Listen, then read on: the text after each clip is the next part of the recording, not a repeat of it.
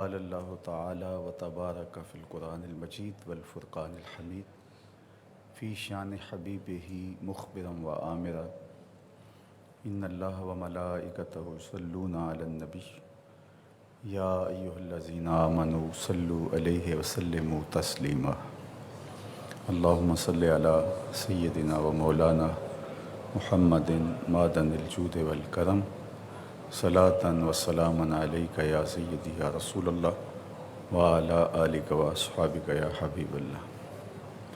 حمد و تعریف و توصیف اللہ جل مجدہ الکریم کی ذات بابرکات کے لیے، جو خالق کائنات بھی ہے اور مالک شش جہات بھی۔ اللہ جل وعلا کی حمد و ثناء کے بعد رسول رحمت، شفیع معظم، نبی محتشم، حضور ختمی المرتبت، اللہ کے پیارے، امت کے سہارے، رب کے محبوب، دانائے غیوب، مالک رقاب امم، فخر عرب و عجم، والی کون و مکان، سیاہ لا مکان، سید انس و جاں، سرور لالہ رخاں، نیر تاباں، سرنشین مہوشاں، ماہ خوباں، شہنشاہ حسینہ، تتمہ دوراں، سرخیل زہرہ جمالاں، جلوہ صبح ازل، نور ذات لم یزل، باعث تکوین عالم، فخر آدم و بنی آدم، نیر بطحا، رازدار ما اوحا، شاہد ما طغا، صاحب علم نشرہ، معصوم آمنہ، احمد مجتبیٰ، حضرت محمد مصطفیٰ صلی اللہ علیہ وآلہ وسلم کے حضور ناز میں اپنی عقیدتوں، ارادتوں اور محبتوں کا خراج پیش کرنے کے بعد واجب الاحترام، عالی مرتبت، محتشم معتکفین اور پوری دنیا سے ہمارے ساتھ شامل اس پروگرام کو لائیو دیکھنے والے سامعین، آپ سب کو محبتوں برا سلام پیش کرتا ہوں۔ آج رمضان المبارک کی 21ویں شب ہے اور سیدنا امیر المومنین، خلیفۃ المسلمین، حضرت علی المرتضیٰ رضی اللہ تعالی عنہ کی شہادت 21 رمضان المبارک کو ہوئی۔ اس مناسبت سے آج انہی کے حوالے سے گفتگو عرض کرنے کی سعادت پائیں گے۔ اللہ تعالی زبان پر سچ جاری رکھے اور ہم سب کو حضرت سیدنا علی المرتضیٰ رضی اللہ تعالی عنہ کی روحانیت کی برکتیں نصیب فرمائے۔ آقا کریم علیہ السلام نے جب اعلان نبوت فرمایا تو جن 3 لوگوں نے سب سے پہلے اسلام قبول کیا، ان میں حضرت خدیجۃ الکبریٰ رضی اللہ تعالی عنہا، حضرت سیدنا علی المرتضیٰ رضی اللہ تعالی عنہ اور حضرت سیدنا صدیق اکبر رضی اللہ تعالی عنہ کا نام نامی اس میں گرامی آتا ہے۔ اس بات پر علماء کے اندر بحث موجود ہے کہ ان 3 میں سے سب سے پہلے کس نے قبول کیا۔ تو بہرحال جو تطبیق کی وہ بڑی خوبصورت ہے کہ خواتین میں سب سے پہلے حضرت خدیجۃ الکبریٰ رضی اللہ تعالی عنہا ام المومنین نے اسلام قبول کیا، اور مردوں میں سے سب سے پہلے حضرت سیدنا صدیق اکبر رضی اللہ تعالی عنہ نے اسلام قبول کیا، اور بچوں میں حضرت سیدنا علی المرتضیٰ رضی اللہ تعالی عنہ نے اسلام قبول کیا۔ حضرت علی المرتضیٰ رضی اللہ تعالی عنہ کی زندگی عظیمت بھری زندگی ہے۔ کعبے میں آپ کی ولادت ہوتی ہے اور مسجد میں آپ کی شہادت ہوتی ہے، اور یہ اعزاز پوری کائنات میں کسی اور کو نصیب نہیں ہوا۔ کسیرا میسر نہ شد این سعادت، بکعبہ ولادت بمسجد شہادت۔ حضرت سیدنا علی المرتضیٰ رضی اللہ تعالی عنہ حضور کے چچا زاد بھائی لگتے ہیں۔ حضور کی صاحبزادی سیدنا علی المرتضیٰ رضی اللہ تعالی عنہ کے نکاح میں ہے، اور سیدہ فاطمہ رضی اللہ تعالی عنہ کا نکاح حضرت سیدہ فاطمہ سلام اللہ علیہ کا نکاح حضرت سیدنا علی المرتضیٰ رضی اللہ تعالی عنہ سے بحکم ربی ہوا ہے۔ تو یہ ایسا اعزاز ہے جو انہیں حاصل ہوا، اور اتنی بڑی شان۔ پھر خلفائے راشدین میں چوتھے خلیفہ راشد قرار پائے۔ عشرہ مبشرہ میں آپ کا نام نامی اس میں گرامی شامل ہے۔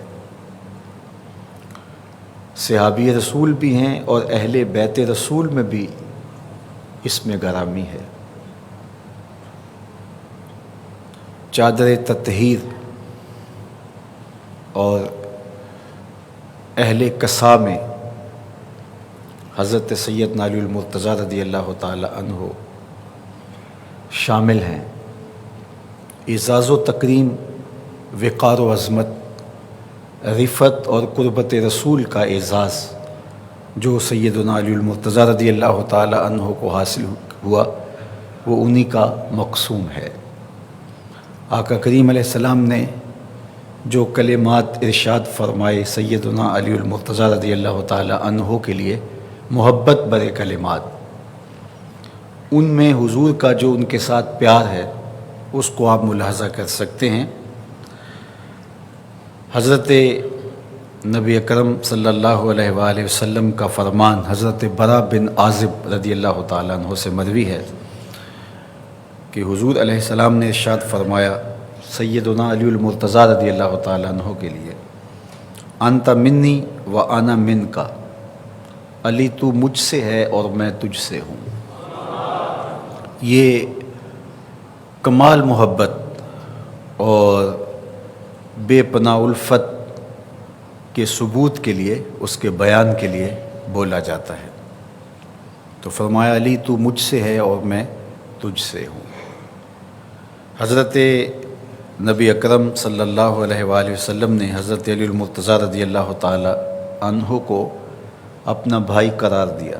جیسا میں نے عرض کیا کہ وہ چچا زاد بھائی تھے حضور کے، یہ رشتہ تو موجود تھا ہی، لیکن جب مکہ سے لوگ ہجرت کر کے مدینہ المنورہ آئے تو حضور نے ایک مہاجر کو ایک انصاری صحابی کا بھائی بنا دیا، جسے مواخات مدینہ کہا جاتا ہے، تاکہ یہ مفلوق الحال لوگ اپنا گھر بار، بچے اور اپنا ساز و سامان چھوڑ کے آ گئے ہیں،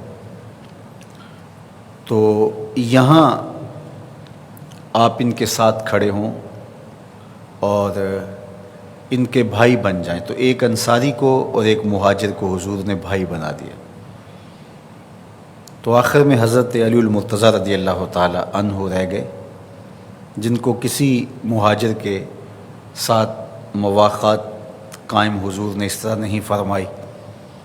تو حدیث پاک میں آتا ہے کہ وہ آئے اور ان کی آنکھوں میں آنسو تھے، اور عرض گزار ہوئے کہ حضور آپ نے ہر ایک کو کسی کا بھائی بنا دیا ہے اور مجھے کسی کا بھائی نہیں بنایا۔ تو آقا کریم نے کمال شفقت کرتے ہوئے جو ارشاد کیا، ذرا ان لفظوں کے اندر جو محبت ہے اور سیدنا علی المرتضیٰ رضی اللہ تعالی عنہ کے ساتھ حضور کا تعلق کی خاطر ہے، حضور کی قربت جو انہیں میسر ہوئی، اس کا یہ خوبصورت بیان ہے۔ آقا کریم نے فرمایا انت اخی فی الدنیا والآخرہ، علی تو دنیا میں بھی میرا بھائی ہے، آخرت میں بھی میرا بھائی ہے۔ تو یہ حضور نے حضرت سیدنا علی المرتضیٰ رضی اللہ تعالی عنہ کے لیے کلمات ارشاد کیے۔ ایسا نہیں تھا کہ انصار مدینہ کی تعداد تھوڑی تھی اور مہاجرین کی تعداد زیادہ ہو گئی تھی، اور حضرت علی المرتضیٰ رضی اللہ تعالی عنہ کے لیے کوئی انصاری صحابی رہا نہیں تھا، تو حضور نے کہا چلو میں تمہیں اپنا بھائی بنا لیتا ہوں۔ ایسا نہیں ہے، انصار موجود تھے، لیکن حضرت سیدنا علی المرتضیٰ رضی اللہ تعالی عنہ کے لیے حضور نے یہ اعزاز رکھا اور یہ انہیں عزت بخشی کہ فرمایا تو میرا دنیا میں بھی بھائی ہے، تو آخرت میں بھی میرا بھائی ہے۔ اللہ اکبر۔ سیدنا علی المرتضیٰ رضی اللہ تعالی عنہ کی شانیں اور عظمتیں اور حضور کے ساتھ ان کی محبتوں کے رشتے اتنے گہرے ہیں کہ ایک غزوے پہ سیدنا علی المرتضیٰ رضی اللہ تعالی عنہ تشریف لے گئے، تو آقا کریم علیہ الصلوۃ والسلام ان کے لیے بے تابی کا اظہار کیا۔ آقا کریم ان سے اداس ہو گئے اور ہاتھ اٹھا کر کے حضور نے دعا کی۔ دعا کے لفظ دیکھیے، حضور یہ لفظ ارشاد فرماتے اور دعا فرماتے ہوئے حضور کے کلمات ملاحظہ کیجئے، اللہم لا تمتنی حتی ترینی علیہ، اللہ اتنی دیر تک مجھے آغوش موت میں نہ لے جانا جب تک میں ان آنکھوں سے علی کو نہ دیکھ لوں۔ اللہ اکبر۔ یہ حضرت سیدنا علی المرتضیٰ رضی اللہ تعالی عنہ کے ساتھ حضور کی محبت، اور حضرت علی المرتضیٰ رضی اللہ تعالی عنہ کی محبت کو لوگوں کے دلوں میں ڈالنے کے لیے آقا کریم نے متعدد جگہ پر، مقامات پر، مواقع پر ارشادات فرمائے تاکہ لوگوں کے دل میں آپ کی محبت راسخ ہو۔ حضرت برا بن عازب رضی اللہ تعالیٰ عنہ اور حضرت زید بن ارقم رضی اللہ تعالیٰ عنہ سے مروی روایت جو کہ بہت ساری کتب احادیث میں موجود ہے کہ مختلف مفہوم ہیں، الفاظ کا تھوڑا فرق ہے، بہرحال یہ حدیث بہت جگہ پہ موجود ہے کہ آقا کریم علیہ السلام نے حضرت علی المرتضیٰ رضی اللہ تعالی عنہ کے لیے یہ بات کہی جب غدیر خم کے موقع پر، یہ ایک کنواں تھا، وہاں حضور نے حضرت علی المرتضیٰ رضی اللہ تعالیٰ عنہ کا ہاتھ پکڑا اور ہاتھ پکڑ کے بلند کیا اور پھر لوگوں سے مخاطب ہو کر کے کہا الستم تعلمون انی اولی بالمؤمنین من انفسہم، کیا تم اس بات کو جانتے ہو کہ میں مومنوں کی جانوں سے زیادہ قریب ہوں۔ اللہ نے قرآن مجید میں نبی کی عظمتیں بیان کرتے ہوئے اور مومنوں کے ساتھ جو نبی علیہ السلام کا رشتہ ہے اس کو بیان کرتے ہوئے فرمایا النبی اولی بالمؤمنین من انفسہم وازواجہ امہاتہم، نبی علیہ السلام مومنوں کی جانوں سے ان کے زیادہ قریب ہیں۔ تو آقا کریم نے فرمایا تم اس بات کو جانتے ہو؟ تو قالوا بلا، سب نے کہا کیوں نہیں، آپ ہماری جانوں سے زیادہ قریب ہیں۔ پھر آقا کریم نے فرمایا الستم تعلمون انی اولی بکل مومن من نفسہ، کیا تم جانتے ہو کہ ہر مومن سے میں اس کی جان سے زیادہ قریب ہوں؟ تو قالوا بلا، انہوں نے کہا کیوں نہیں۔ پھر حضور نے ارشاد فرمایا اللہم من کنت مولاہ فعلی مولا، اے اللہ جس کا میں مولا ہوں اس کا علی مولا ہے۔ اللہم وال من والاہ، اے اللہ جو علی سے محبت کرتا ہے تو بھی اس سے محبت کر۔ وعاد من عاداہ، اور جو علی سے دشمنی رکھتا ہے تو بھی اس سے دشمنی رکھ۔ اللہ اکبر۔ فلقیہ عمر بعد ذلک، حضرت سیدنا عمر رضی اللہ تعالیٰ عنہ کی اس واقعہ کے بعد سیدنا علی المرتضیٰ سے ملاقات ہوئی تو انہوں نے تاریخ ساز جملہ کہا، فقال لہ، ہنیًا یا ابن ابی طالب، آپ نے کہا کہ اے ابن ابی طالب مبارک ہو، اصبحتا و امسیتا مولا کل مومن و مومنۃ، آپ نے صبح اور شام اس حال میں کی کہ ہر مومن مرد اور ہر مومن عورت کے، ہر مومنہ کے آپ ولی قرار پائے۔ تو سیدنا علی المرتضیٰ رضی اللہ تعالیٰ عنہ ہر مومن مرد اور مومنہ کے مولا قرار پائے، اور ان کی محبت ایمان ہے۔ رسول رحمت صلی اللہ علیہ وآلہ وسلم نے ان کے ساتھ محبت کرنے کی ترغیب دی، اور ان کے ساتھ بغض رکھنے والے کے لیے آقا کریم کا ایک فرمان سنیے جو حضرت ام سلمہ رضی اللہ تعالی عنہ کی مرویات سے ہے۔ قال رسول اللہ صلی اللہ علیہ وآلہ وسلم، فرماتی ہیں کہ رسول کریم صلی اللہ علیہ وآلہ وسلم نے ارشاد فرمایا، لا يحب علی منافق ولا یبغضہ مومن، علی کے ساتھ منافق محبت نہیں کر سکتا اور مومن بغض نہیں رکھ سکتا۔ تو سیدنا علی المرتضیٰ رضی اللہ تعالی عنہ کے ساتھ بغض علامت نفاق ہے، اور ان کے ساتھ محبت علامت ایمان ہے۔ اہل ایمان سیدنا علی المرتضیٰ رضی اللہ تعالی عنہ سے محبت کرتے ہیں، انہیں ٹوٹ کے چاہتے ہیں، اور انہیں کیوں پیار نہ کریں جن کا پیار حضور کے قلب اطہر میں ڈالا گیا، جن کی محبت علامت ایمان قرار دی گئی، جن کے چہرے کو دیکھنا اہل ایمان کے لیے روح اور قلب کا قرار بن گیا، اور ان کی محبت حضور علیہ السلام کی محبت قرار دی گئی۔ تو اہل ایمان ان سے ٹوٹ کر کے محبت کرتے ہیں، لیکن اس کا یہ مطلب اور یہ مفہوم نہیں ہے کہ سیدنا علی المرتضیٰ رضی اللہ تعالیٰ عنہ کی محبت باقیوں کے ساتھ بغض کا سبب اور ذریعہ بن جائے۔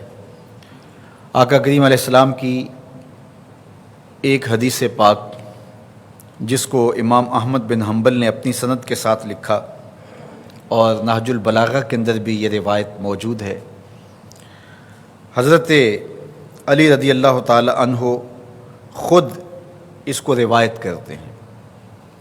فرماتے ہیں قال رسول اللہ صلی اللہ علیہ وآلہ وسلم، کہ رسول کریم صلی اللہ علیہ وآلہ وسلم نے ارشاد فرمایا، فی کا مثل من عیسیٰ، اے علی تیری مثال حضرت عیسیٰ کی ہے۔ ابغضتہ الیہود حتی بہت امہ، حضرت عیسیٰ کے ساتھ بغض رکھا یہودیوں نے، یہاں تک کہ ان کی ماں پر گناہ کی تہمت لگا دی۔ قرآن مجید میں وہ واقعہ مذکور ہے کہ حضرت مریم سلام اللہ علیہا جب حضرت عیسیٰ کو گود میں اٹھائے ہوئے تھی تو وہ گھیرا ڈال کر کے آپ کے گرد جمع ہو گئے، یا اختہ ہارون ما کان ابوک امرأ سوء وما کانت امک بغیہ، اور طرح طرح کی باتیں کرنے لگے۔ اور یہ بڑا مشکل وقت تھا حضرت مریم سلام اللہ علیہا پہ، اور وہ کہہ رہی تھی کاش کہ میں نسیم منسیہ ہو چکی ہوتی، اس وقت سے قبل آغوش موت میں اتر چکی ہوتی، میں بھولی بسری داستاں بن گئی ہوتی۔ اور وہ تانوں تشنیع کے تیر برساتے جا رہے ہیں۔ خیر اللہ نے حضرت مریم سلام اللہ علیہا کو کہا کہ اپنے بیٹے کی طرف اشارہ کیجئے، تو انہوں نے کہا کہ میں روزے سے ہوں، اور حضرت عیسیٰ کی طرف اشارہ کیا۔ رعونت اور تکبر سے بھرے ہوئے کفار بولے، جو پنگوڑے کا بچہ ہے ہم اس سے اب بات کریں۔ تو حضرت عیسیٰ علیہ السلام آغوش مادر میں تھے، تو انہوں نے کپڑا ہٹایا اپنے زانو سے، اور پھر اس پر اپنا دایاں ہاتھ رکھا، اور کفار کی آنکھوں میں آنکھیں ڈال کر اللہ کے نبی نے کلام کیا، انی عبد اللہ آتانی الکتاب وجعلنی نبیا، میں اللہ کا بندہ ہوں، اللہ نے مجھے کتاب بھی دی ہے اور نبی بھی بنایا ہے۔ اپنی ماں کی عصمت کی گواہی دی حضرت عیسیٰ علیہ السلام نے۔ تو یہود گھیرا کر کے آگے تھے، حضرت عیسیٰ علیہ السلام کے ساری زندگی مخالف رہے، حتیٰ کہ ان کو شہید کرنے کے درپے ہوئے، اور ان کے گھر میں داخل ہوئے ان کو شہید کرنے کے لیے۔ یہ الگ بات ہے کہ اللہ نے حضرت عیسیٰ کو آسمانوں کی طرف اٹھا لیا، انہیں قتل نہیں کیا گیا، سولی نہیں چڑھایا گیا، لیکن جو شخص اندر داخل ہوا قتل کرنے کے لیے، اس کو انہوں نے پکڑا اور حضرت عیسیٰ کے شبے میں اس کو سولی چڑھا دیا، اور اپنے گمان میں یہ سمجھتے رہے کہ ہم نے حضرت عیسیٰ کو سولی چڑھا دیا۔ قرآن نے نفی کی، چونکہ یہ ساری زندگی خود بھی تشویش میں رہے کہ اگر یہ حضرت عیسیٰ ہیں تو پھر جو ہم نے آدمی اندر اتارا تھا وہ کدھر گیا، اور اگر یہ وہ ہے تو حضرت عیسیٰ کدھر گئے۔ تو قرآن نے اس عقدے کو کھولا کہ انہیں قتل نہیں کیا گیا، انہیں سولی نہیں چڑھایا گیا، بلکہ انہیں اللہ نے آسمان کی طرف اٹھا لیا، اور قرب قیامت میں حضرت عیسیٰ تشریف لائیں گے۔ دمشق کی جامع مسجد کے شرقی مینار پہ اتریں گے اور جماعت تیار ہوگی، حضرت عیسیٰ کو دعوت دی جائے گی، لیکن وہ کہیں گے کہ نہیں، حضرت امام مہدی کے بارے میں کہیں گے کہ آپ ہی مصلی پہ کھڑے ہو کے نماز پڑھائیں، اور حضرت عیسیٰ نماز پڑھیں گے حضرت امام مہدی کے پیچھے۔ میرے اور آپ کے آقا و مولا نے فرمایا وہ وقت کیسا ہوگا جب عیسیٰ ابن مریم آئیں گے لیکن امام تم سے ہوگا۔ اللہ اکبر۔ تو حضرت عیسیٰ پر تہمت لگائی، حضرت عیسیٰ کے قتل کے درپے ہوئے، ان کی والدہ پہ تہمتیں لگائیں، ساری زندگی ان کی مخالفت کی، تو یہود شدت کے ساتھ حضرت عیسیٰ علیہ السلام کی مخالفت میں رہے۔ تو کہا تیری مثال بھی حضرت عیسیٰ کی ہے کہ ایک طبقہ تیرے ساتھ بغض رکھے گا، دشمنی رکھے گا، جس طرح حضرت عیسیٰ علیہ السلام کے ساتھ بغض اور دشمنی لوگوں نے رکھی، اے علی تیرے ساتھ بھی لوگ بغض اور دشمنی رکھیں گے۔ حتیٰ بہت امہ و احبت النصارہ، اور حضرت عیسیٰ علیہ السلام سے نصارہ نے محبت کی، عیسائیوں نے پیار کیا۔ حتیٰ انزلوہ بمنزلۃ التی لیست لہ، اور اتنا اوپر چڑھا دیا کہ جو ان کا منصب نہیں تھا، انہیں الہ قرار دے دیا، اقانیم ثلاثہ میں سے ایک اقنوم قرار دے دیا۔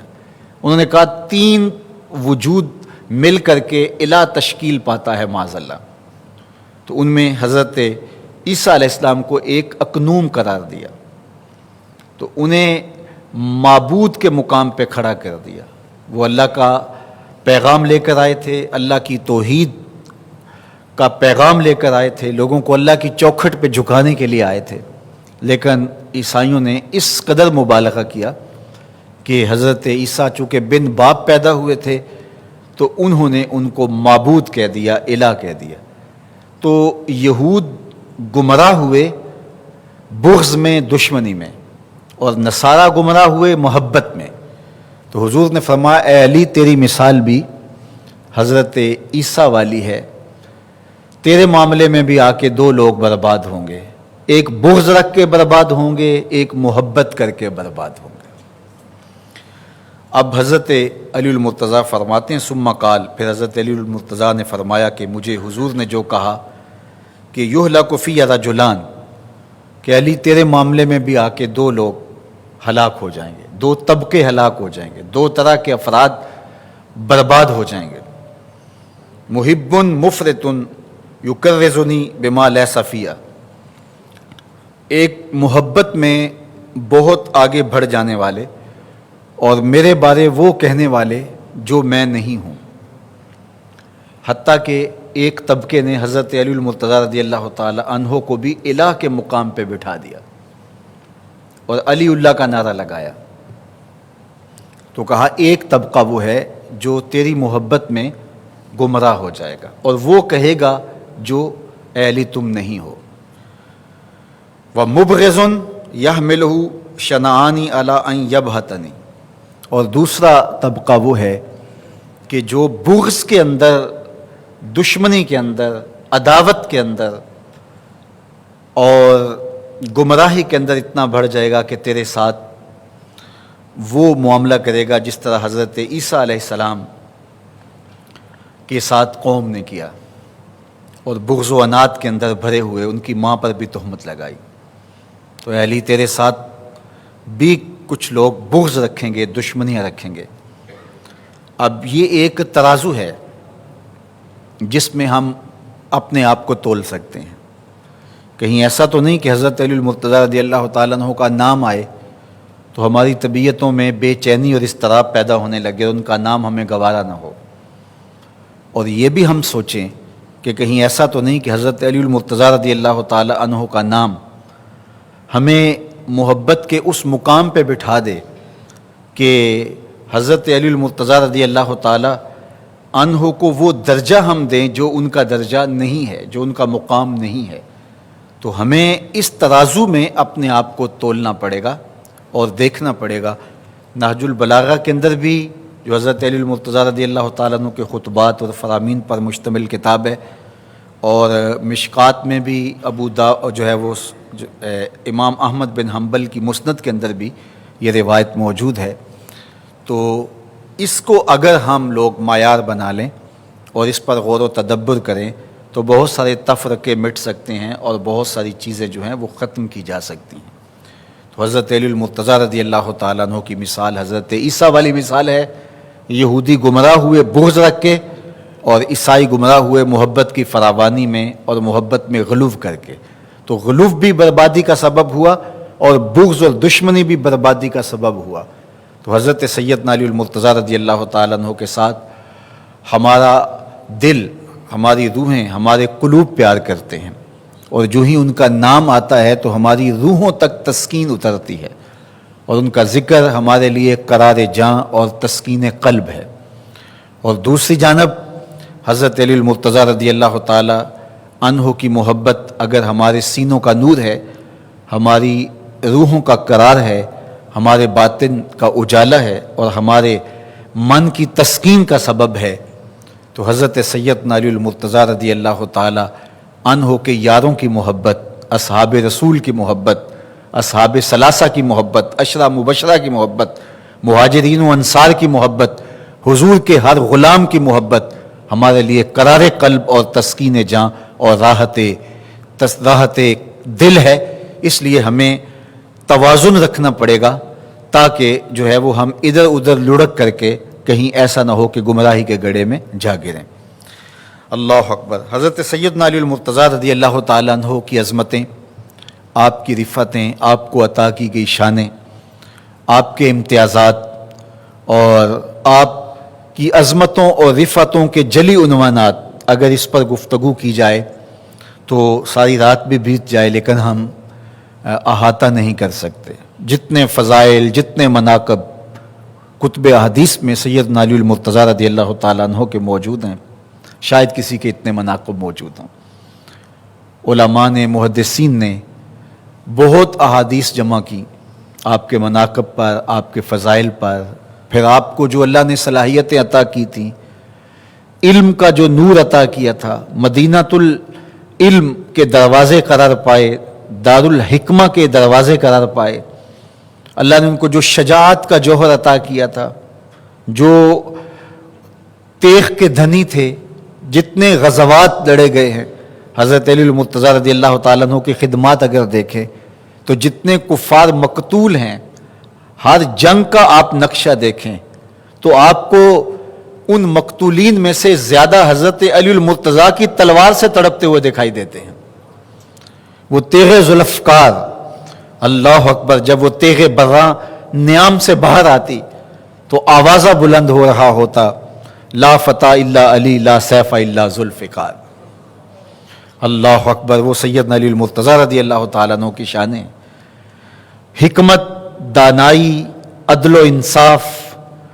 آپ کو جو دور ملا تو وہ انتہائی اس وقت انتشار کا زمانہ تھا، جس حکمت کے ساتھ، جس دانائی کے ساتھ امور سلطنت آپ نے نپٹائے ہیں، اور جو عرصہ آپ نے ان شورش اور ہنگاموں کے اندر اسلام کے حیا کے لیے اور اسلام کی سربلندی کے لیے جو وقت آپ نے گزارا ہے، ان مشکلات پر جس حکمت اور جس دانائی کے ساتھ قابو پایا ہے، چونکہ فتنے پورے زور پر تھے جب حضرت علی المرتضیٰ رضی اللہ تعالی عنہ تخت خلافت پہ بیٹھتے ہیں، تو جن دانائیوں کے ساتھ، جن حکمتوں کے ساتھ، جس بصیرت کے ساتھ، جس حکمت عملی کے ساتھ، جس سیاست کے ساتھ حضرت علی المرتضیٰ نے ان فتنوں پہ قابو پایا، اگر حضرت علی المرتضیٰ کی جگہ کوئی اور ہوتا تو آج جو ہے وہ یہ شکل نہ ہوتی جو ہم دیکھ رہے ہیں۔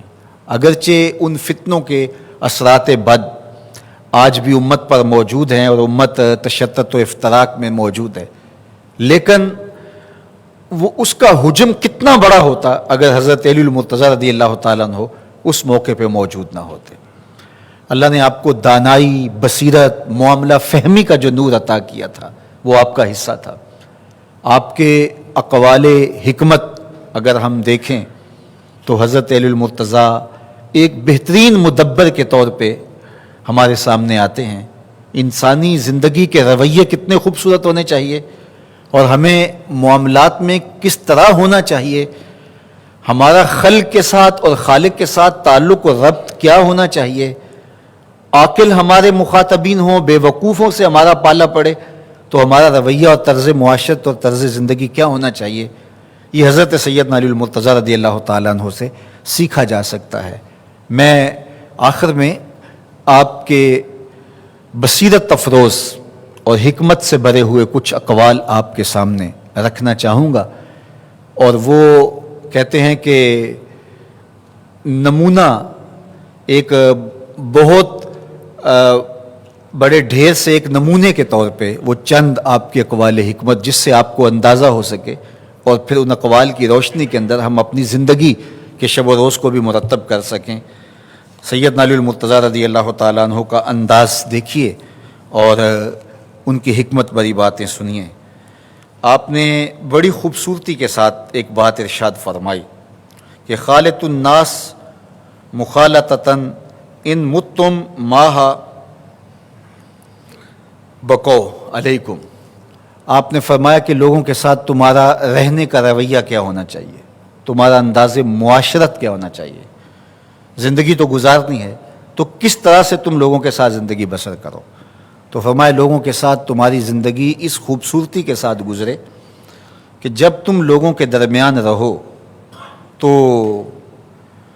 لوگ تمہارے ساتھ رہنا اعزاز و تکریم سمجھیں، تمہارے ساتھ رہنا ان کے لیے خوشی و مسرت کا سبب ہو، اور اگر تم انتقال کر جاؤ تو وہ تمہاری کمی کو محسوس کریں اور تڑپ اٹھیں تمہاری جدائی سے اور رونے لگیں تمہارے مفقود ہونے سے۔ تو کہا اگر تم موجود ہو تو تمہاری موجودگی ان کے لیے خوشی کا سامان ہو، راحت کا سبب و ذریعہ ہو، اور اگر تم انتقال کر جاؤ تو وہ تمہیں یاد کر کے روئیں اور تمہاری کمی شدت کے ساتھ محسوس ہو۔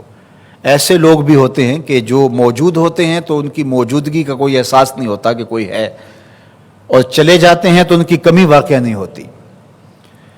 تو جب موجود ہوں تو آپ کے دم سے خوشیاں پھیلیں، آپ خلق خدا کے لیے نافع ہوں، آپ کا وجود خیر کا سبب ہو، اور آپ جب چلے جائیں تو آپ کی کمی شدت سے محسوس ہو، آپ کا جانا ایسے ہو جس طرح کلیجہ نکل گیا ہے، جس طرح سینے سے دل نکل گیا ہے، جس طرح زندگی بجھ سی گئی ہے۔ نہ یہ کہ لوگ کہے خس کم جہاں پاک، کوئی بات نہیں فلاں تھا وہ چلا گیا، ایک کان سے سنا دوسرے کان سے نکل گیا، کوئی ارتعاش ہی پیدا نہیں ہوا قلب کے اندر، کوئی ہلچل ہی نہیں مچی کہ کون گیا ہے دنیا سے۔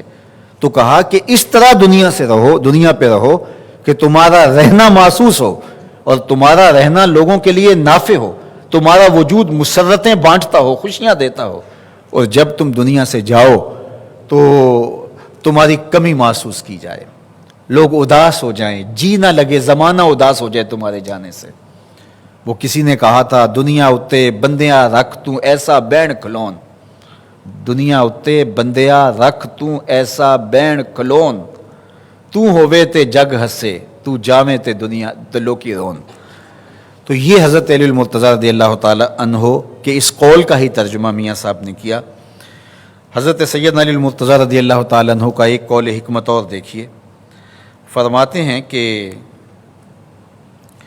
اذا قدرت ان عدوک فجعل الفقر عنہ شکرا للقدرت علیہ، جب تو دشمن پر قابو پالے، کوئی تیرے مخالف کھڑا ہو، تجھے نقصان پہنچانے کے درپے ہو، ہر وقت اس کی طرف سے تجھے خطرہ لاحق رہتا ہو، پھر اللہ تجھے یہ طاقت دے دے، توانائی دے دے کہ تو اس دشمن کے اوپر قابو پا لے، تو یہ کتنی بڑی بات ہے۔ جس نے ناک میں دم کر رکھا ہو، جو لمحہ لمحہ رکاوٹیں کھڑا کرتا ہو، جو اذیتیں تیرے راستے کے اندر پھیلا دیتا ہو، جان چھوٹی اس دشمن پر غالب آ گئے، قابو پا لیا، تو اس پر اللہ کا شکر ادا کرنا چاہیے تو حضرت علی المرتضیٰ رضی اللہ تعالیٰ عنہ فرماتے ہیں کہ شکر ادا کرنے کا طریقہ کیا ہوگا؟ ذرا غور کیجئے، جو دشمن تیرے لیے اذیت کا سبب بن جائے اور وہ دشمن ہر وقت تیری زندگی کو اجیرن بنا کے رکھے، اللہ تجھے توفیق دے کہ تو اس دشمن پر قابو پا لے اور دشمن پر غالب آ جائے،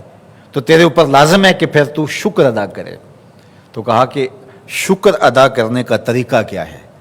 اللہ اکبر، یہ طریقہ مولا علی بتاتے ہیں۔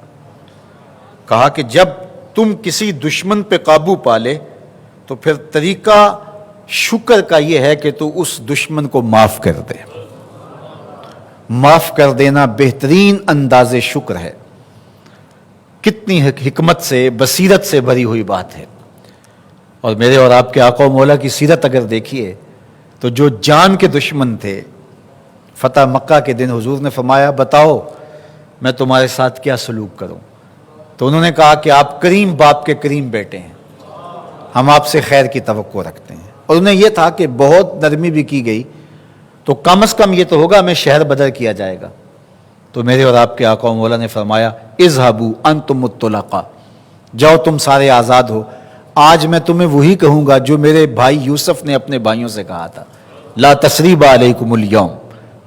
بھائی تھر تھر کانپ رہے تھے کہ پتہ نہیں اب کیا ہونے والا ہے ہمارے ساتھ۔ اور سیدنا یوسف علیہ السلام نے کہا کہ جاؤ میں نے تمہیں معاف کیا، اللہ تمہیں معاف کرے۔ حالانکہ جو انہوں نے سلوک کیا تھا وہ کتنا دردناک تھا۔ ایک معصوم بھائی کو کنویں میں پھینک دیا، پھر اللہ نے ان کو وہاں سے نکالا، مالک ابن زغر کی قید سے مصر کے بازار تک پہنچے، پھر بکتے ہوئے محل میں آئے، پھر وہاں سے قید تنہائی کاٹی، اذیتیں گوارا کی، اور پھر مصر کے تخت پہ آج پہنچے، اور آج بھائی سوالی بن کے جناب یوسف کے سامنے کھڑے ہیں۔ تو حضرت یوسف علیہ السلام ان سے پوچھتے ہیں کہ جب انہوں نے کہا کہ ہمارے اوپر صدقہ بھی کیجئے، ہمارا باپ بوڑھا ہے اور وہ پہلے ہی ایک بھائی کے صدمے سے اذیت میں مبتلا ہے، اب بنیامین بھی آپ کے پاس آ گئے تو ہمارے پہ رحم کیجئے۔ جب رحم کی بھیک مانگنے لگے تو حضرت یوسف علیہ السلام نے کہا کہ تم جانتے ہو کہ تم نے اپنے بھائی کے ساتھ کیا کیا؟ تو یہ لمحے بڑے کربناک تھے۔ ایک دم وہ ٹھٹک گئے کہ یہ کہانی عزیز مصر کو کیسے معلوم ہے؟ یہ تو ہمارے بھائیوں کے درمیان کہانی، ہم نے اپنے باپ کو بھی بتائی کہ باپ سے جدا کرنے والے یوسف کو ہم لوگ تھے، اور یہ عزیز مصر کیا بول رہے؟ کہا تم جانتے ہو کہ تم نے اپنے بھائی کے ساتھ کیا کیا تھا؟ تو وہ ایک دم خوف، استفسار، حیرت، عجیب کیفیات تھی ان کی۔ اور کبھی جناب یوسف علیہ السلام کو دیکھتے، کبھی انہیں تاریک کنواں یاد آتا، اور اپنے بھائی کو جب پھینک رہے تھے وہ منظر آنکھوں کے سامنے گھوم جاتا، اور ایک دم انہیں لگا اور کہا کہ کیا آپ ہی یوسف تو نہیں ہیں؟ قال انا یوسف، کہا میں ہی یوسف ہوں۔ اللہ اکبر۔ اب جس بھائی کو پھینکا تھا آج عزیز مصر کی شکل میں ان کے سامنے تھا، تو ان کا رواں رواں کانپ رہا تھا کہ اب ہمارے ساتھ ہونے والا کیا ہے۔ تو حضرت یوسف علیہ السلام نے انتظار بھی نہیں کروایا کہ اچھا تمہیں بتاتا ہوں تمہارے ساتھ کیا کرنا ہے، اس کرب سے بھی نہیں گزارا، اس تکلیف سے بھی نہیں گزارا۔ کہا تم نے جو کیا سو کیا، جاؤ تم آزاد ہو، میں یوسف تمہیں معاف کرتا ہوں اور اللہ سے بھی تمہاری معافی کا طلبگار ہوں۔ تو حضرت علی المرتضیٰ فرماتے ہیں کہ جب تم قابو پالو دشمن کے اوپر تو شکر کا بہترین انداز کیا ہے کہ تم اسے معاف کر دو۔ اللہ اکبر۔ سیدنا علی المرتضیٰ رضی اللہ تعالیٰ عنہ کے اقوال حکمت اگر ہم دیکھیں تو ایک بڑی خوبصورت بات انہوں نے زہد کے حوالے سے کہی ہے۔ زہد یہ ہے کہ دنیا کی محبت دل سے نکل جائے اور خواہشات ختم ہو جائیں۔ دنیا ہاتھ سے نکل جائے تو بندہ فقیر ہو جاتا ہے، مفلس ہو جاتا ہے، لیکن دنیا دل سے نکل جائے تو بندہ اللہ کا ولی بن جاتا ہے۔ خواہش دنیا ختم ہو، ضرورت دنیا تو موجود ہے، پینے کے لیے پانی ہمیں چاہیے ہے، کھانے کے لیے ہمیں کھانا چاہیے ہے، لباس چاہیے ہے، رہنے کے لیے مکان اور دیگر ضروریات زندگی ہمیں چاہیے ہیں۔ لیکن جب یہ خواہشات بن جاتی ہیں اور خواہشات سے آگے بڑھ کے جنون کی حد تک انسان کو چاہنے لگ جاتا ہے تو پھر وہ گمراہیوں کے گڑھوں میں گر جاتا ہے، پھر حلال حرام کی تمیز بھی اٹھ جاتی ہے۔ تو دولت ہاتھ سے نکل جائے، ہاتھ سے نکلے تو بندہ مفلس ہوتا ہے، لیکن دل سے نکلے تو پھر مفلس نہیں ہوتا، پھر اللہ کا ولی بن جاتا ہے۔ اب غنا، دنیا کی محبت کو دل سے نکال دینا، زہد اختیار کرنا، زاہد دنیا بن جانا، یہ کیا ہے؟ تو سیدنا علی المرتضیٰ رضی اللہ تعالی عنہ کا اس حوالے کے ساتھ قول حکمت دیکھیے، کتنی خوبصورت آپ نے اس کی تشریح کی۔ حضرت سیدنا علی المرتضیٰ فرماتے ہیں افضل الزہد اخفاء الزہد، سب سے افضل زہد یہ ہے کہ زہد کو بھی چھپایا جائے، زہد اس طرح اختیار کیا جائے کہ زہد وجہ تشہیر نہ بنے کہ میں جی تارک دنیا ہوتا ہوں، تارک دنیا ہونے کے باوجود بھی اس کو مخفی رکھا جائے، چونکہ اس کے معاملے قلب انسانی سے ہیں۔ تو یہ بہترین زہد کی شکل ہے۔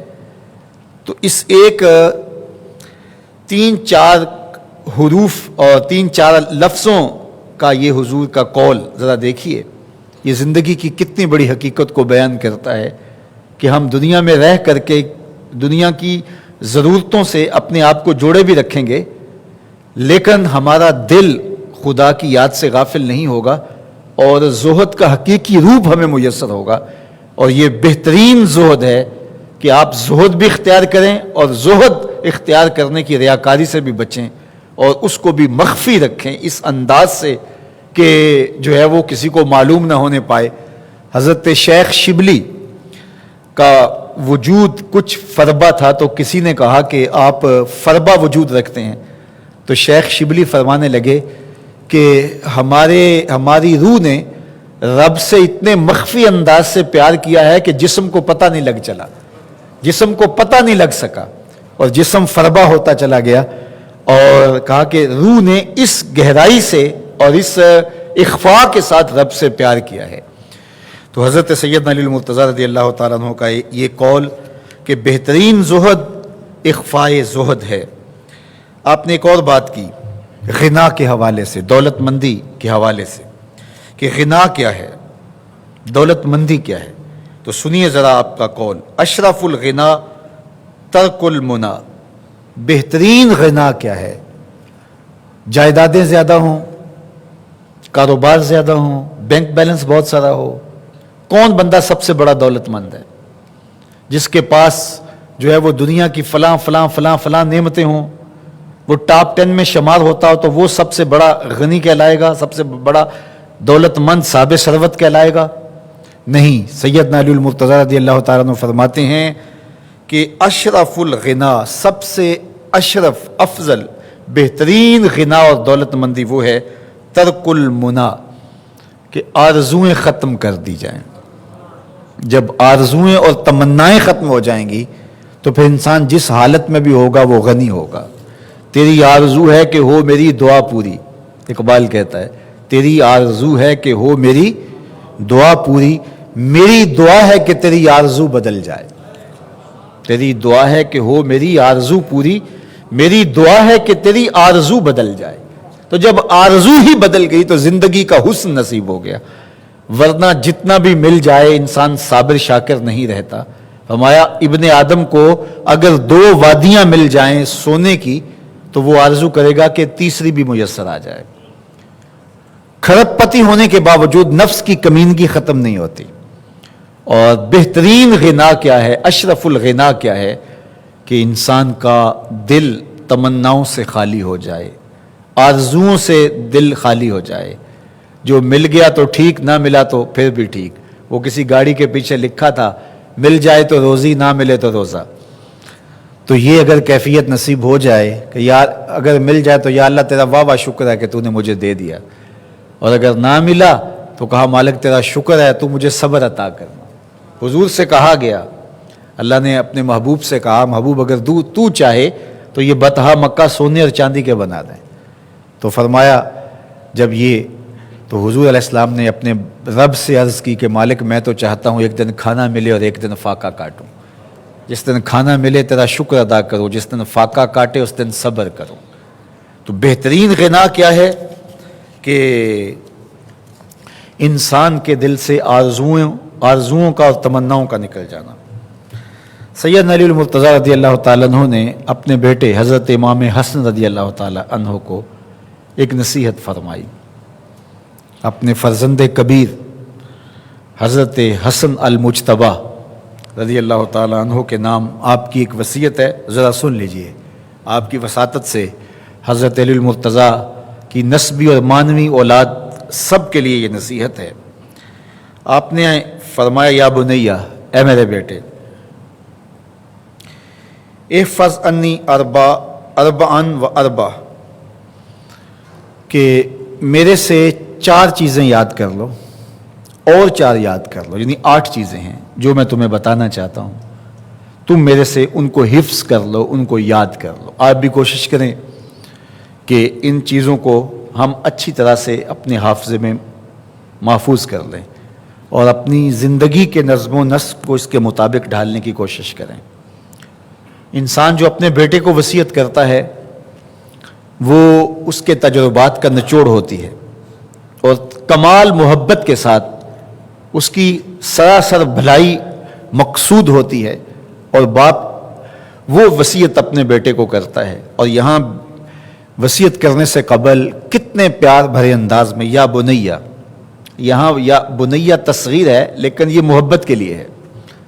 اے میرے پیارے بیٹے، یا بنیہ، اے میرے بیٹے، احفظ انی اربعا و اربعا، میں تمہیں 4 چیزیں بیان کرتا ہوں اور 4 چیزیں اس کے ساتھ جڑی ہوئی ہیں، تو یہ 8 چیزیں تم یاد کر لو۔ لا یضرک ما عملت معہن، اگر یہ تیرے عمل کا حصہ بن جائیں تمہیں زندگی میں کبھی نقصان نہیں ہوگا، زندگی میں تم شر سے بچے رہو گے، برائی سے بچے رہو گے، نقصان سے بچے رہو گے، تمہارا باطن تمہارا ظاہر اچھا رہے گا اگر ان 4 چیزوں کو 4 چیزوں کے ساتھ جوڑ کر کے اپنے عمل کا حصہ بنا لو۔ سنو وہ حضرت سیدنا علی المرتضیٰ رضی اللہ تعالی عنہ کیا چیزیں بیان فرما رہے ہیں۔ فرمایا ان اغنى الغناء العقل، سب سے بڑا غنا، سب سے بڑی دولت مندی، سب سے بڑی ثروت عقل ہے۔ اگر کسی کو عقل کا رزق دیا گیا ہے تو وہ سب سے بڑا دولت مند ہے۔ اگر اس کے پاس مال و متاع بہت سارے ہیں لیکن بے وقوف ہے تو وہ دولت مندی نہیں ہے۔ اصل دولت جو اللہ تعالیٰ جل شانہ کسی بندے کو عطا کرتا ہے وہ عقل ہے۔ سیدنا علی المرتضیٰ رضی اللہ تعالیٰ عنہ کا ایک اور قول ہے اسی عنوان سے، آپ نے فرمایا کہ ردینا بقسمت الجبار لنا العلم وللجہال مال، ہم اللہ کی تقسیم پہ راضی ہیں، اس نے ہمیں علم کی دولت ارزانی کی اور جاہلوں کو مال دیا۔ تو علم کے ساتھ مال مل جائے تو بہت بڑی سعادت ہے، اور علم کے بغیر مال خرابی لاتا ہے۔ تو اس لیے حضرت سیدنا علی المرتضیٰ رضی اللہ تعالیٰ عنہ اپنے بیٹے کو نصیحت کرتے ہیں کہ سب سے بڑا غنا، سب سے بڑی دولت، سب سے بڑی ثروت جو عطا کی گئی ہے انسان کو وہ عقل ہے۔ وَأَكْبَرُ الْفَقْرِ الْحُمْقُ، اور سب سے بڑی جہالت اور سب سے بڑا فقر اور سب سے بڑی محتاجی جہالت ہے۔ سب سے بڑی دولت مندی عقل ہے، اور سب سے بڑی غربت، سب سے بڑی جہالت اور سب سے بڑی غریبی اور سب سے بڑا فقر اور محتاجی وہ بے وقوفی ہے۔ اور پھر ارشاد فرمایا وَأَوْحَشَ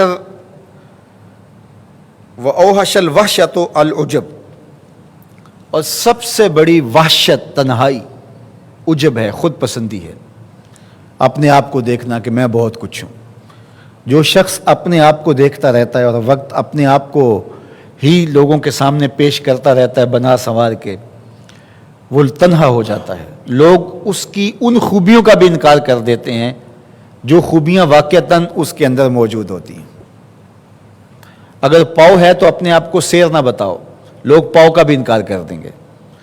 تو جو جس حالت میں ہو وہی حالت لوگوں کے سامنے ہونی چاہیے، بلکہ اس سے اگر کم ہو، شیخ سعدی نے ایک بڑی خوبصورت بات لکھی کہ تم برے ہو لوگ تجھے نیک سمجھیں یہ بری بات ہے، لیکن تم نیک ہو اور لوگ تجھے برا سمجھیں تو کوئی فرق نہیں پڑتا، تم اللہ کی نظر میں نیک ہو۔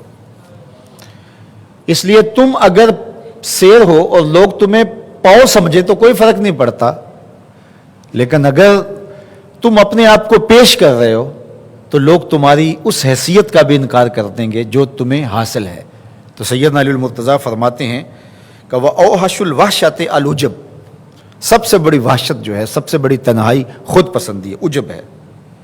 اور پھر ارشاد فرمایا کہ وَأَكْرَمُ الْحَسَبِ حُسْنُ الْخُلْقِ، سب سے اچھا حسن جو حسب و نسب ہے وہ کیا ہے؟ میں فلاں ہوتا ہوں، میں فلاں ہوتا ہوں، میں فلاں کا بیٹا ہوں، فلاں قبیلے سے میرا تعلق ہے، میرا باپ بڑا امیر کبیر تھا، میں شہنشاہ کا بیٹا ہوں، پدرم سلطان بود، میرا بادشاہ، میرا والد بادشاہ تھا، یہ حسب و نسب بیان کیا جاتا ہے۔ تو سب سے بہتر حسب و نسب کیا ہے؟ سنو سیدنا علی المرتضیٰ کیا فرما رہے ہیں کہ فلاں شہنشاہ کا فرزند ہوں، فلاں دولت مند کا فرزند ہوں، فلاں عالم کا بیٹا ہوں، فلاں مفتی کا بیٹا ہوں، فلاں جو ہے وہ رئیس شہر کا فرزند ہوں، اپنا حسب نامہ اس طرح لوگ پیش کرتے ہیں، مجھے جانتے ہو کہ میں فلاں ابن فلاں ہوں۔ سیدنا علی المرتضیٰ فرماتے ہیں بہترین جو حسب ہے جو آپ پیش کرتے ہیں وہ کیا ہے؟ حسن الخلق، تمہارے اخلاق کیسے ہیں، تمہارا خلق گواہی دے گا کہ تم اچھے خاندان کے چشم و چراغ ہو، تمہارا خلق گواہی دے گا کہ تم اونچی ذات کے شخص ہو، تمہارا خلق گواہی دے گا، تمہارا کردار گواہی دے گا کہ تم کہاں کھڑے ہو۔ تو اپنے کردار کو بہتر بنانے کے لیے، زندگی کو خوبصورت کرنے کے لیے اپنی محنت کرنی چاہیے، نہ اس بات پر کہ میں فلاں ابن فلاں ہوں، بلکہ اپنے کردار کو اتنا بہتر بناؤ کہ تمہارے کردار کی خوشبو سے لوگ خود جانیں کہ تم کون ہو۔ مشکانست کے خود ببوئت نہ کہ عطار بگوئت، فارسی کا ایک مقولہ ہے کہ خوشبو وہ ہوتی ہے جو خود بتائے کہ میں خوشبو ہوں۔ خوشبو بیچنے والا بتاتا پھر ذرا سونگھ کے دیکھیے یہ بڑی اچھی خوشبو ہے، ذرا سونگھیے، ذرا ناک قریب کیجئے، وہ کون سی خوشبو ہے جس خوشبو کا تعارف عطار کو بتانا پڑے، خوشبو بیچنے والے کو جس کا تعارف کروانا پڑے بڑی اچھی خوشبو ہے جناب لے لو، بہت اچھی خوشبو ہے۔ تو فارسی والے کہتے ہیں خوشبو آنست کہ خود ببوئت، خوشبو خود بتا دیتی ہے کہ میں خوشبو ہوں، عطار نہیں بتاتا کہ میں خوشبو ہوں۔ تو تم کون ہو تمہیں بتانا پڑے، اپنا قصیدہ بیان کرنا پڑے، اپنا نسب نامہ بیان کرنا پڑے، میرا باپ یہ تھا، میرا چچا یہ تھا، میرا دادا یہ تھا، کہا یہ بتانے کی ضرورت نہیں۔ حضرت علی المرتضیٰ فرماتے ہیں تمہارے خلق کی خوشبو سے لوگ سمجھ جائیں گے یہ کون ہے، تمہارے اخلاق اتنے اچھے ہوں کہ لوگ پہچان جائیں تم کون ہے۔ تو بہترین حسب و نسب کیا ہے؟ اپنے بیٹے حضرت امام حسن رضی اللہ تعالیٰ عنہ کو بتا رہے ہیں، مجھے بتائیے امام حسن سے بہتر نسب اور حسب کس کا ہو سکتا ہے؟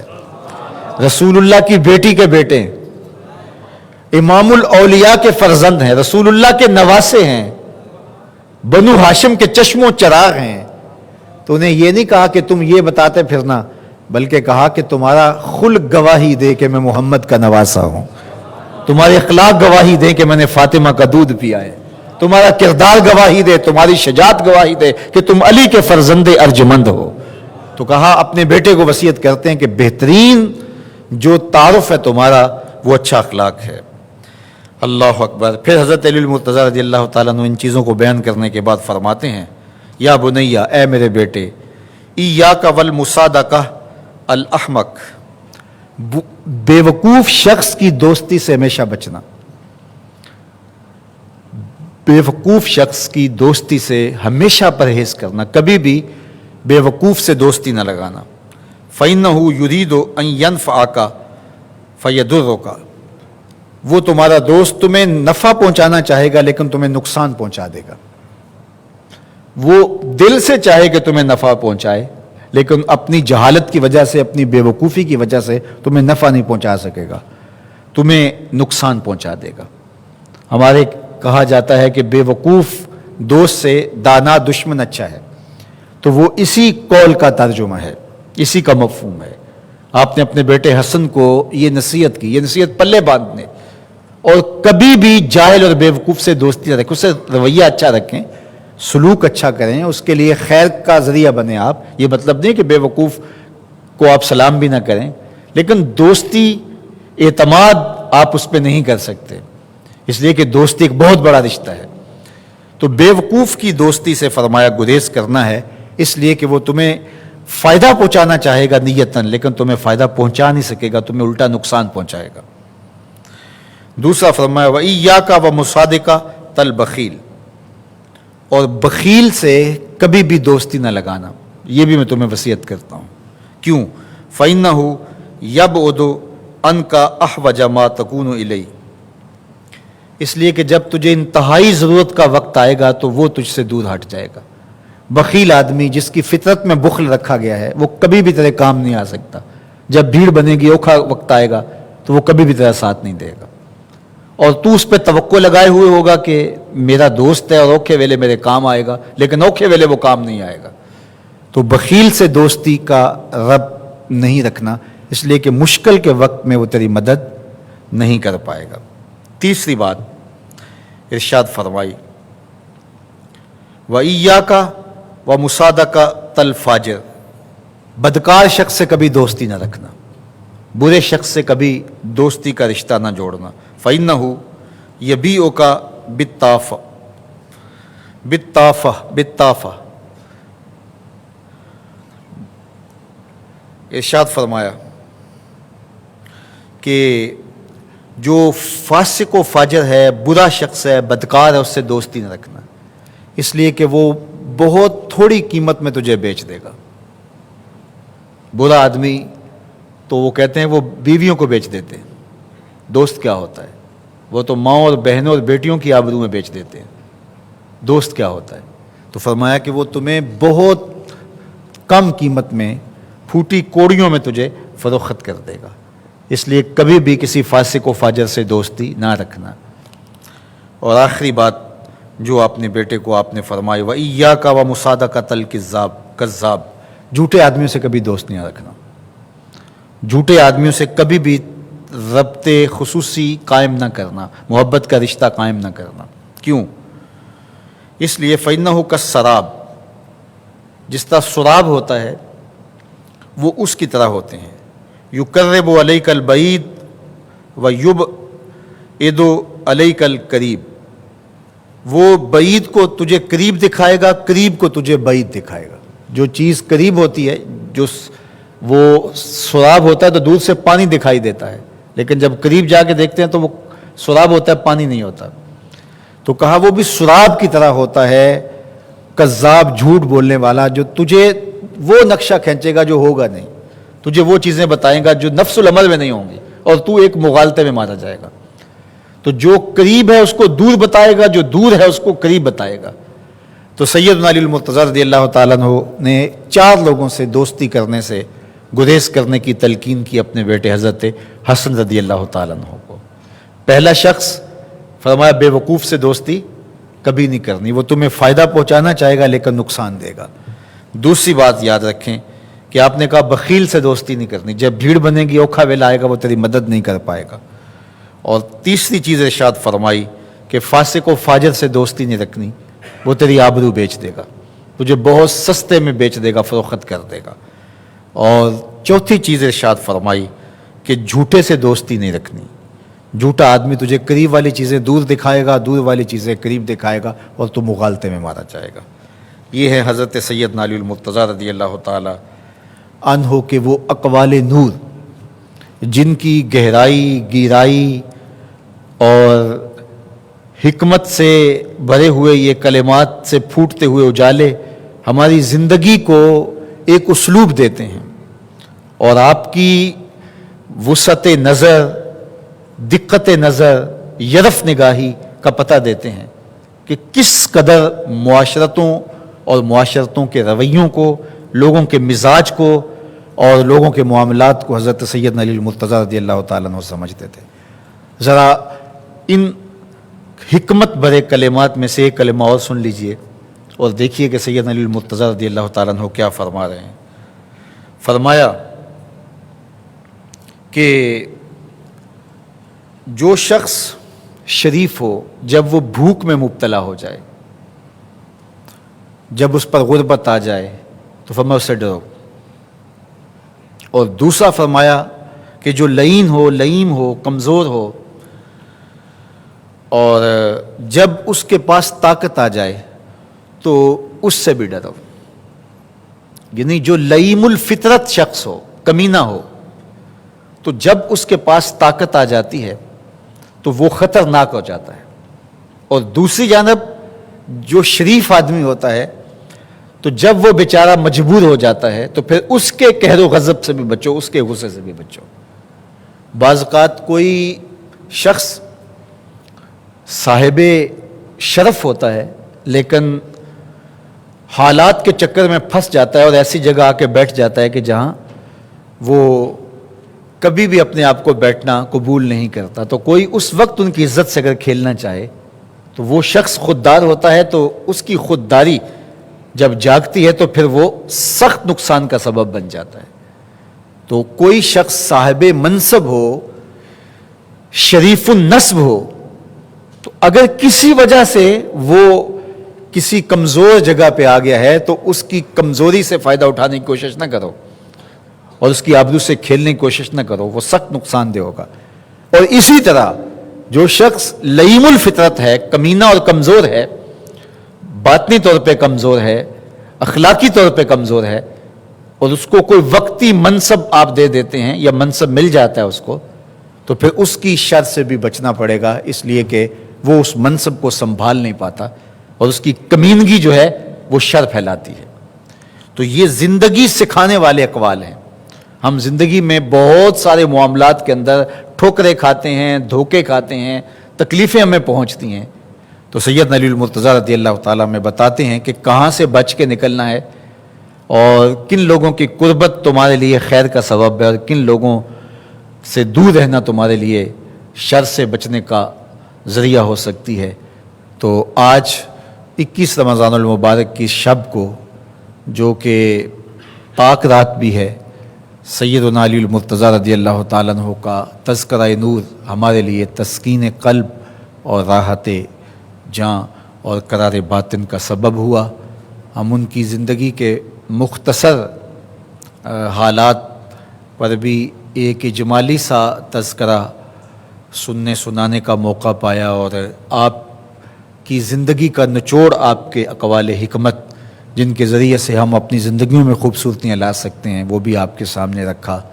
اللہ تعالیٰ جل شانہ ان کے مزید درجے بلند فرمائے۔ ان کو جو شانیں دی گئی ہیں وہ وراء الورا ہیں، اور ان کی عظمتوں اور ان کی رفتوں کا کوئی کنارہ ہی نہیں ہے۔ ہم ہیچ مداں کیا ان کے بارے میں کچھ بیان کر سکتے ہیں، اور ہم ہوتے کون ہیں کہ ہم یہ دعویٰ کر سکیں کہ ہم ان کے بارے میں بہت کچھ جانتے ہیں۔ ہمارے علم سیدنا علی المرتضیٰ رضی اللہ تعالیٰ عنہ کی دہلیز کے پڑے ہوئے ذروں سے بھی جو ہے وہ کہیں کم ہیں۔ اللہ نے ان کو بصیرت کا جو نور دیا، علم کے جو اجالے دیے، اور جن عظمتوں کے مقام پہ انہیں فائز المرام کیا، علم کا یہ روشن چراغ اور باب مدینۃ العلم اور باب دار الحکمہ اور داماد رسول زوج بطول ابو الحسنین حضرت علی المرتضیٰ رضی اللہ تعالیٰ عنہ 19 رمضان المبارک کو عبد الرحمن ابن ملجم ایک بدبخت کے خنجر سے زخمی ہوئے، اور 21 رمضان المبارک کو آپ کا وصال با کمال ہو گیا، آپ کی شہادت ہوئی۔ جب ابن ملجم کو پکڑ کے لایا گیا تو اس کا رنگ فک تھا اور خوف سے اس کے آنسو بہہ رہے تھے، تو حضرت سیدنا علی المرتضیٰ رضی اللہ تعالیٰ عنہ نے اپنے بیٹوں سے کہا کہ اس کو قید میں ڈال دو، اور جو یہ کھانے کے لیے مانگے اس کو دو، اور جو اس کی ضرورت ہے اس کو پورا کرو۔ اور اس نے میرے اوپر وار کیا ہے، اگر میری اس سے شہادت ہو جاتی ہے اور تم اسے قتل کرنا چاہو تو ایک ہی وار سے قتل کرنا، اس کو تکلیف نہ دینا، ہاتھ پاؤں نہ کاٹنا۔ اللہ اکبر۔ اور پھر 21 رمضان المبارک کو سیدنا علی المرتضیٰ رضی اللہ تعالیٰ عنہ کی شہادت ہوئی، اور کوفہ میں ہی نجف اشرف کے مقام پر آپ کو دفن کیا گیا، سعادتوں اور برکتوں اور رحمتوں کا یہ بہت بڑا حوالہ سپرد خاک ہوا، لیکن ان کی تعلیمات، ان کا پیغام، ان کی روحانیت کے پھیلے ہوئے اجالے آج بھی پوری کائنات کو اپنے جلوہ میں لیے ہوئے ہیں۔ اللہ تعالیٰ ان کی برکتیں، ان کے وجود سے پھوٹتی ہوئی ضیائیں اور ان کی تعلیمات کے نورانی جلوے ہم سب کا مقسوم فرمائے اور دنیا آخرت کی بہاریں ہماری زندگی میں اتار دے۔ پوری دنیا پر ہمیں دیکھنے والے اور آپ سب لوگ، میں آپ سب سے مخاطبت کرتے ہوئے آپ کی دعاؤں کا طالب بھی ہوں اور آپ سے مرکز مصطفیٰ فیز 2 کے لیے بھرپور تعاون کا اور مدد کا بھی طالب ہوں۔ اللہ کے فضل سے، توفیق الہی سے یہ مرکز مصطفیٰ فیز اول جس میں آپ تشریف فرما ہیں 10 سال کی مسلسل کوششوں کے بعد پایہ تکمیل کو پہنچا اور ہر طرح سے آبادیاں، برکتیں اور رحمتیں اللہ تعالیٰ جل شانہ نے اس مرکز کو نصیب فرمائیں۔ کتنے علماء، کتنے حفاظ یہاں سے علم کی تکمیل کرنے کے بعد مختلف جگہوں پہ پیغام حق کے ابلاغ کا ذریعہ بنے اور ہزاروں طلباء و طالبات یہاں سے اکتساب فیض، اکتساب علم کر رہے ہیں اور اللہ تعالیٰ جل شانہ نے اس مرکز کو پوری دنیا کے لیے رشد و ہدایت کا مرکز بنایا ہے۔ یہاں سے پھوٹنے والی ضیائیں اور پھیلنے والے اجالے کس قدر درماندہ راہ لوگوں کے لیے ایک روشنی کا مینار ثابت ہو رہے ہیں۔ اب آپ کے سامنے ہی ساری صورتحال ہے کہ یہ جگہ اپنی تمام تر وسعتوں کے باوجود تنگ دامانی کی شکایت کرتی ہے۔ اس سال مرکز میں قائم شدہ جامعۃ المصطفیٰ اور الکلیۃ المصطفیہ للبنات دونوں میں مزید داخلہ جات کی گنجائش نہیں ہے اور شوال مکرم میں ہم نے داخلے بھی کرنے ہیں، تو یہ ہمارے لیے ایک بڑا مشکل مرحلہ ہے۔ خیر، طلباء کے لیے تو ہم نے ایک کرائے پہ جگہ حاصل کر لی ہے اور نیا داخلہ ہوگا تو طلباء وہاں جائیں گے۔ طالبات کے لیے بہرحال مشکل موجود ہے، تو ہم نے سوچا کہ مرکز کا جو ہاسٹل جو مرکز کے حصے میں اور مرکز کے نقشے میں شامل ہے اس کو جلد تعمیر کر لیا جائے۔ ماضی میں یہ جگہ تعمیر ہوئی تو اس کو 10 سال لگے اور یہ ہاسٹل جو ہے یہ بہرحال حجم میں اس سے بڑا ہے، تو اگر رفتار یہ رہی تو اس کو تو پھر 15 سال لگیں گے، تو ہم تو متحمل نہیں ہیں، تو 1 سال 2 سال تو ہم کرائے پہ گزار سکتے ہیں اور اس کے بعد وہ جگہ بھی کم پڑ جائے گی اور آگے پھر داخلوں کے معاملات ہوں گے، تو ہم 2 سال کے اندر اندر اس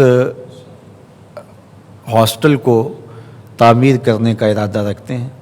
تو پوری دنیا کے اوپر میری آواز کو سننے والے اور آپ لوگ، آپ سے التماس ہے کہ 40 کروڑ روپے کی خطی رقم کے ساتھ یہ مرکز کا فیز 2 تعمیر ہوگا۔ انشاءاللہ لیلۃ القدر کے موقع پہ ہم سنگ بنیاد رکھنے جا رہے ہیں، تو آپ لوگ بھرپور تعاون کیجئے۔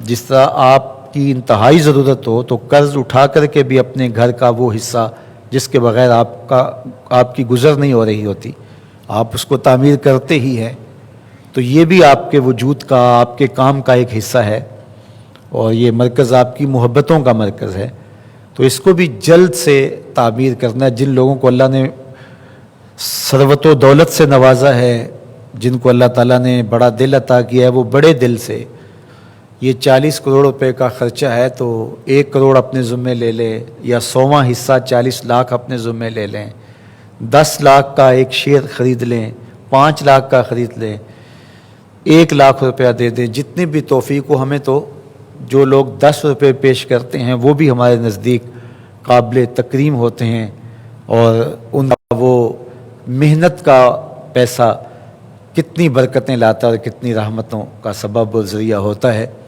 تو اس بار بھرپور انداز سے فنڈنگ کرنی ہے. ہمارے پاس صرف اب 8-9 دن رہ گئے ہیں، تو ان 8-9 دنوں کے اندر بھرپور تعاون کر کے آپ نے مرکز مصطفیٰ کی اس تعمیر میں کم از کم اتنی رقم جمع ہو سکے کہ ہم عید کے فوری بعد کام کو تیزی سے آگے لے جا سکیں اور کام رکنے نہ پائے.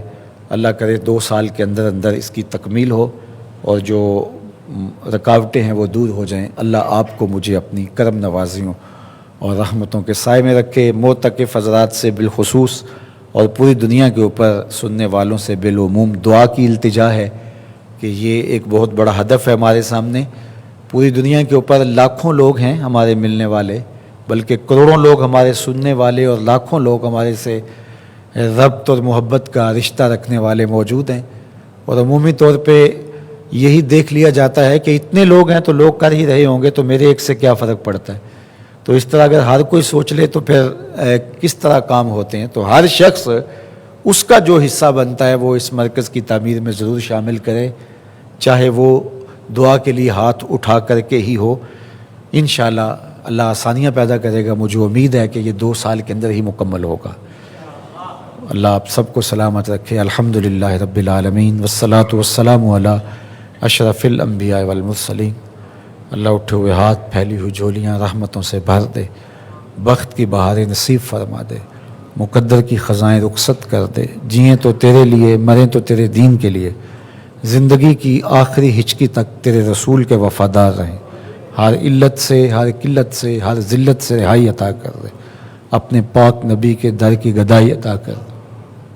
نفس و شیطان کے مکر و فریب سے، دجل و تلبیسات سے ہماری حفاظت فرما.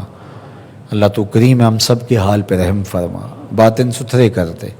جتنے لوگ آئے ہیں سب کو خیر عطا کر دے. پوری دنیا کے اوپر جو بیٹھ کے ہمیں سن رہے ہیں، اللہ اپنے کرم سے سب کے گھروں میں برکتیں ڈال دے. اللہ سب کی حاجات کو پورا فرما. اس مرکز کو بہت جلد تعمیر کے مراحل سے گزار کے تکمیل کی منزل تک پہنچا دے. مرکز مصطفیٰ فیز اول میں جن لوگوں نے اپنا مال پیش کیا، اللہ ان کا قبول فرما. اور جو فیز 2 میں مرحلہ ثانی میں اپنی محبتیں پیش کرنے جا رہے ہیں، اللہ ان کو اتنا دینا کہ کمی واقعہ نہ ہونے پائے. خزانہ غیب سے ہماری مدد فرمانا، خزانہ غیب سے ہماری مدد فرمانا. اللہ ہمیں اپنی رحمتوں سے مالا مال فرمانا. وصلی اللہ تعالی علی نبی الامین وآلہ وسلم. انشاءاللہ